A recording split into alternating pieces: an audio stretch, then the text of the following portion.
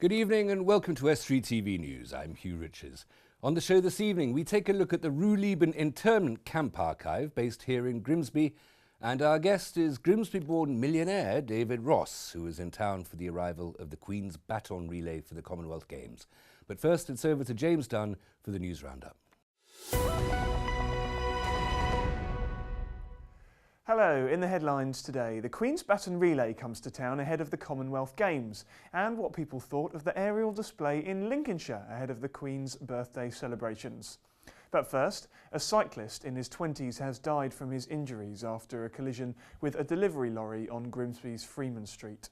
Police were called to the scene at 4:38 a.m. yesterday morning and are now appealing for witnesses. The driver of the lorry was unharmed and there were a number of road closures throughout yesterday in the Freeman Street area.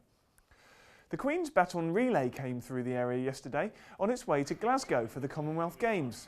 It's already travelled through some of the world's most famous destinations, visiting India's Taj Mahal and Australia's Great Barrier Reef, to name just a few of the many highlights. The Baton is now in Britain for the final leg of the relay, and yesterday it travelled to Hull, City of Culture 2017, and various destinations in northern Lincolnshire. We spoke to Leslie Collins, head teacher of Edward Heneage in Grimsby, and a few of the students about what the visit meant to them. Well, they're really excited about the whole thing, and it's making them feel really, really special that they've actually been chosen for the Baton to come and visit us here at Edward Heneage. We're going to be joining in on a song that the whole school has learnt, and we're going to watch the relay thing around school. I was really surprised because not many people in their schools get to have this experience. It means a lot because in the past I haven't had many opportunities, especially like this one. It means so much to me. It's a big opportunity as well. Very excited and nervous at the same time. I'm excited because it's actually an opportunity for it to be coming to our school. Well, I hope it tells them that they're very special, they're very important, and they're as good as every other child in the country.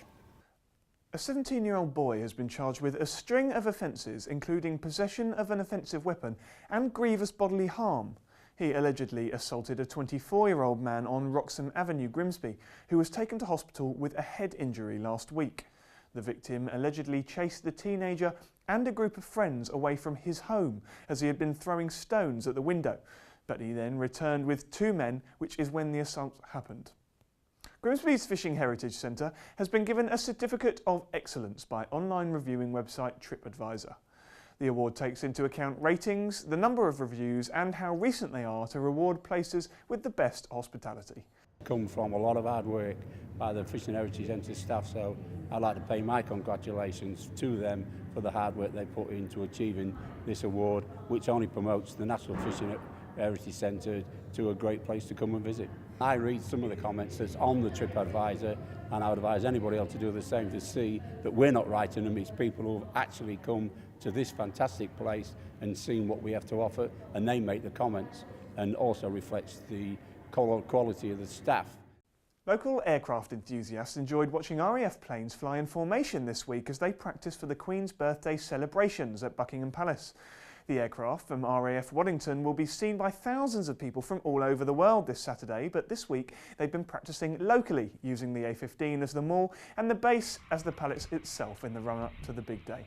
We spoke to some of the people who went to see what was on offer. Well, this happens once a year. It's obviously for the Queen's birthday, and what they tend to do is they'll formate over the coast. They'll come and gather together over to Sleaford. They'll come down the A15. They use A15 as the copy of the Mall, and then they use the Century hangar for Buckingham Palace, and then they'll fly over in formation, and then they'll break off going their own ways as if they would over Buckingham Palace in London. Well, it makes you feel proud, you know, and really it's one of the things, you know, they pick Waddington to do it at as well, and you never get to see formations like this anymore. You know, the good old days of big formations are gone, so to be able to see this in virtually your own back garden is fantastic. Nice to see different types of aircraft all in formation rather than just displaying singly. So a bit patriotic, so You know, it makes you feel proud. At least we've still got something of an Air Force. I spent 22 years in the Air Force and we were an awful lot bigger in those days, had an awful lot more aeroplanes. So it's nice to see what they've still got, all flying at the same time. Saw a couple of US Air Force aircraft come over my house. I thought, get it out, let's go and see if they're still there. That's all from me. Bye for now. During the First World War, many civilians from East Yorkshire and Lincolnshire found themselves interred in a German camp for either being on business in the country at the outbreak of hostilities or being in enemy waters while fishing. North East Lincolnshire has an impressive archive dedicated to the camp, Ruhleben, and Emma Lingard went to go and see it. Derek O'Connell begins by talking about life in the camp. It has a particular relevance because an awful lot of the trawlermen, a lot of the internees were local trawlermen and merchant seamen from this area. And as a consequence, there's an awful lot of people who are descended from people who were interned in that camp for the duration of the war. The artefacts are being sorted through by a history graduate, Graham Barrow, who's learnt many things from the letters. I've learnt all about it.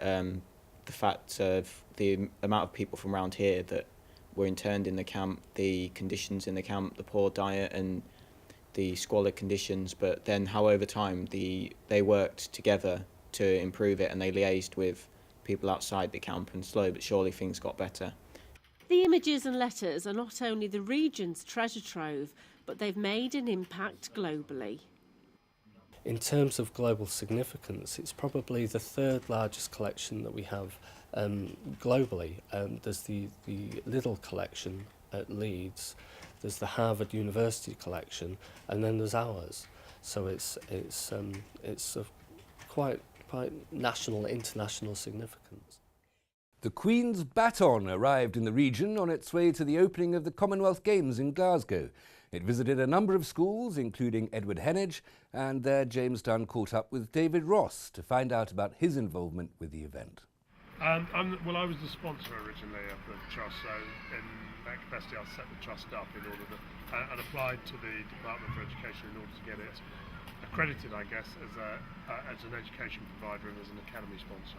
And you come from a background of business. What made you decide to make this move into education? Well, I come most importantly from a background of Grimsby, and I guess having moved to London into business, then I was keen to have the opportunity to come back to Grimsby and to make a contribution to the local community and the community in which I grew up and the community in which my family has lived for over 100 years. You've had some high-profile guests come mainly to your academies. Why do you try and invite these people into your schools and these events? What message does it send to your students? Well, as far as today's concerned, it's about two things. It's about the Commonwealth Games in Glasgow, so it's about sport, sporting achievement and pursuing our dreams through sporting achievement. But it's also about the Commonwealth, what the Commonwealth means to us and the opportunity to have to think about the Commonwealth and to think about what it means in our history. So those are the two reasons why I think the Commonwealth Games per se is an interesting thing. As far as today is concerned, I think it's fantastic that some of the schools within the Dret network have been selected to welcome the baton and to participate in it, and it gives all of the kids the opportunity to do some project work and to get excited and to enjoy the visit, which is by any standards high profile and exciting for them. And I know that your motto at some of your schools, I'm not sure if it's all of them, is raising aspirations. Well, I think the motto for the trust is broadening horizons, but I guess it's about the idea that we're trying to give kids the opportunity to enjoy things, to witness things and to see things that they might not otherwise see, in order that there's just an element of inspiration comes out of that, and they go, actually, if I worked hard at that or practiced hard at that or studied hard at that, I could become a sports person, or I could be on the stage, or I could sing, or so it's just a matter of providing touch points of inspiration for the kids in order that they can think, well, actually, maybe maths isn't my favourite, but I really enjoy singing. And you're from Grimsby, I'm sure you're probably aware, having been outside, we don't always get the best rep here. Does this say something? Does this help to turn Grimsby's reputation around? Well, obviously, if in the process of doing all this, we can inspire the children, inspire the kids to go on to the next level, and we can get people interested in Grimsby, then hopefully that helps. And if it builds profile for the town, then that's fantastic. But I think at the core as well, the town needs to benefit from a well-educated workforce. Any organisation, any location in the 21st century needs to think about the quality of the education for its workforce, and hopefully one of the things we're achieving here is to provide well-qualified, ambitious, enthusiastic, dedicated children who can go on and become strong members of the community and important employees within the community as well. Now here we've got the Baton Relay coming to town. I know I've been to an event with you with Lawrence Delalio from the England World Cup winning squad. I know sport's quite important in your academies. Why is that? Does that have an impact on education? Well, there is no doubt in my mind that kids who enjoy sport or enjoy music or enjoy something else, that gives them a reason to come to school and to enjoy school as well. They can't improve their academic performance without being there and without being there enthusiastically.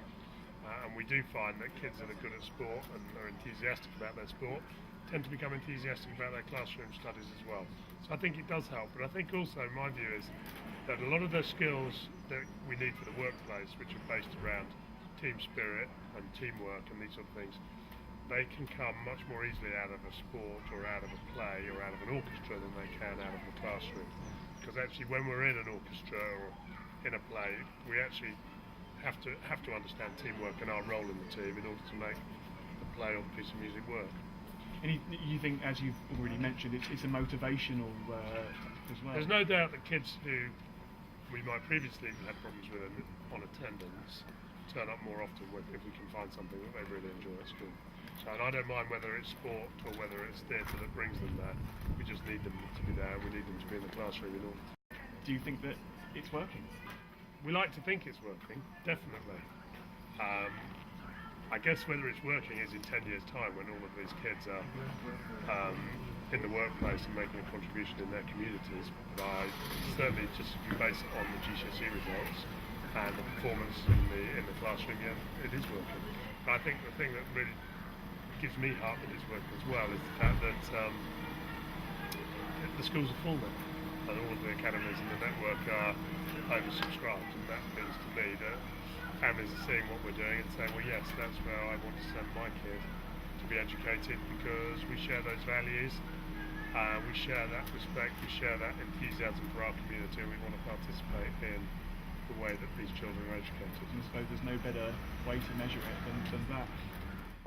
As I say, I think it's a long-term project, but as it stands at the moment, the schools, the academies are very popular in their local communities. I think each of our academies is a little bit different, but they all do tie in very nicely to their local community. And obviously you're a Grimsby lad, and the way you're talking at the moment, it sounds like you're in this for the long haul. This is something that means a lot. Well, yeah, touching wood, I'm in this for the long haul. That's certainly, no, undoubtedly. I mean, I see this, I see my foundation continuing for my life and beyond, and I spend a lot of time trying to make my son understand how important it is. So certainly there's some succession planning in place as well. And how does it make you feel to actually get to come in these schools? Oh, I love coming and visiting the schools. I mean, we've got a lot of them now. If you take the ones that are in project management, we've sort of got 35 schools we're working with. So obviously I can't visit each one of them as often as I used to, but I think this is the second day this week of doing school visits, and it's fantastic. And the great thing about kids is if they're enthused by something, they tend to tell you, so you find out, you get the good news and the bad news very quickly. And that's good. You're still growing then? Oh yeah, we're still growing in the local area, at the East Midlands, which is where we operate. But yes, we're still growing and still happy to welcome other schools into the network.